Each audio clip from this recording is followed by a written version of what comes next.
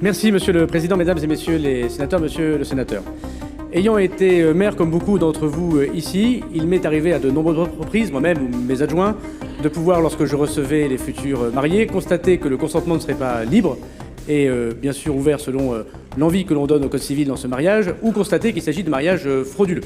Et à plusieurs reprises, quand j'étais élu local, j'adressais au procureur de la République un certain nombre d'interpellations, pas toujours suivies d'ailleurs de réponses à l'époque du parquet. Je n'ai jamais été dans la situation que vous évoquez pour monsieur le maire de Béziers, puisqu'il s'agit de lui et de d'autres maires en France. Il ne m'appartient pas, vous le comprendrez, de discuter d'une affaire individuelle, mais je peux vous dire que nous donnerons, sous l'autorité de monsieur le Premier ministre, un avis favorable à la proposition de loi de monsieur le sénateur Demy, du groupe centriste, lui-même étant certain que c'est parce que le débat doit avoir lieu, et je suis sûr que votre Assemblée trouvera les moyens de rendre constitutionnel ce texte, notamment en permettant, j'y suis favorable, à ce que si le procureur ne répond pas, on donne raison au maire, alors qu'aujourd'hui c'est l'inverse. Si le procureur ne répond pas, le maire est obligé de marier, ça c'est constitutionnel. Ou demandons notamment dans la liste des pièces que l'on doit fournir à l'officier d'état civil, le maire agit au nom du procureur de la République lorsqu'il marie des personnes, qu'on doit prouver la régularité du séjour, et s'il y a refus, qu'on puisse en faire un recours.